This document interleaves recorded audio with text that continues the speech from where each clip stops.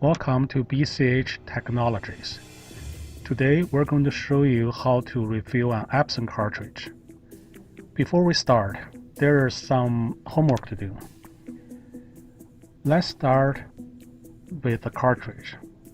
The printer stores the number of pages printed on a computer chip, which is located at the front of the cartridge. Our first homework is to learn how to reset a page number back to 0. Otherwise, the printer will not recognize the new ink level. So you refill a cartridge, but the cartridge is still empty. So to reset that page number, you need something called resetter. And we have a video of resetting the chip. You can find it on our YouTube channel. The second homework is how to unclog the printer. We might be using a new ink or even switching from a pigment to dye ink. Furthermore, the refill activity may introduce air bubbles, which blocks the printhead. Knowing how to unclog is very useful. There are many videos on how to unclog the printhead. We may add some more later too. By the way, we have a special adapter to remove air bubbles out of cartridge. You can go to www.bchtechnologies.com and go to accessories and refill tools. And there's this plastic needles. You put the adapter in front of syringe, and you push the adapter inside the cartridge and draw air out. However, if you have a syringe and just use syringe, it's just as good.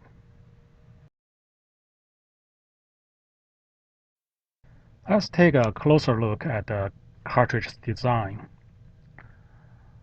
On top of the ink outlet, we have something called one-way damper. This damper will make the ink flow one way from the cartridge to the outlet. If you try to inject ink from the outlet into the cartridge, it will not work.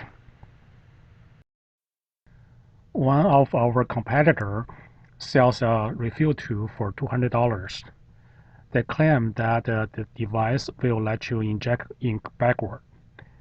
After paying the money, they will send us a 20 ml syringe. Then they'll tell us to push air really hard into the cartridge until the damper's membrane is fractured. So when you fracture the membrane, you can inject the ink backwards. We don't have a 20 ml syringe here, but we have a 10 ml syringe. We can offer this syringe for half the price, $100, if anybody is interested. Also, we have a bridge in Brooklyn for sale. Let's try to fracture the membrane, see how hard it is. Just want to try some new method.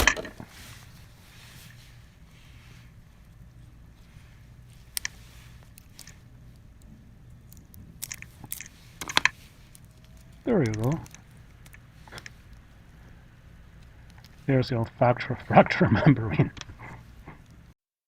Okay, let's focus on non-violent refills. Our goal is to add ink to the cartridge. Let me take the cartridge cover off first. There are 3 major chambers in the cartridge. When you add ink to chamber 2, it will flow to chamber 1. However, the cartridge needs some ink in chamber 3, so the printer can detect ink from the little window underneath the cartridge. In this tutorial, we took off the cover and we also use a transparent cartridge to show you the progress.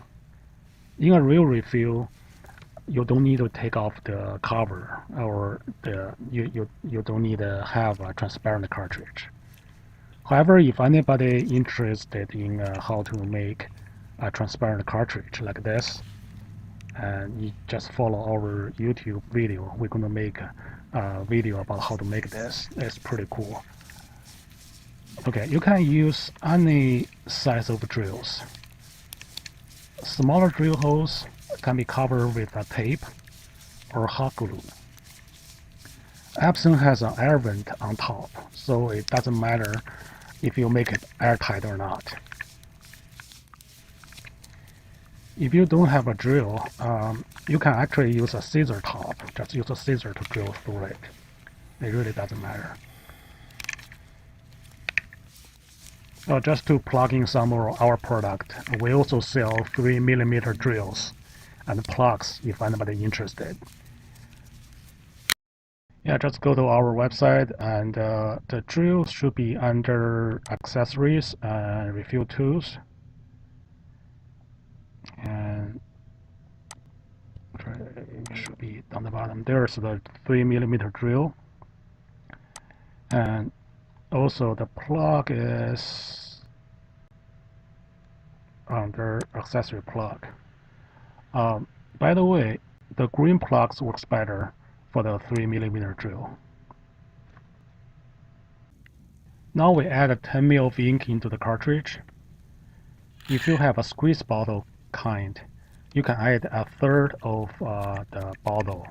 The squeeze bottle is 30 ml. And you can see the ink naturally coming from chamber 2 and flow into chamber 1.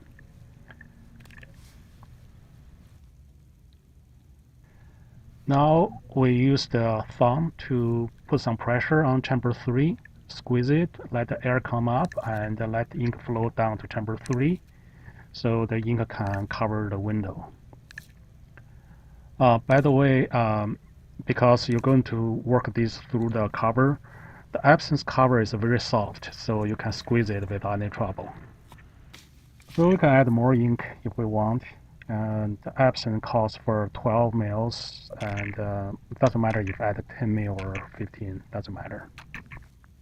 There may be concerns that the chamber 3 is not totally full, and this is okay. Let us simulate the printing process. We're going to draw ink from the outlet and simulate the printers consuming ink.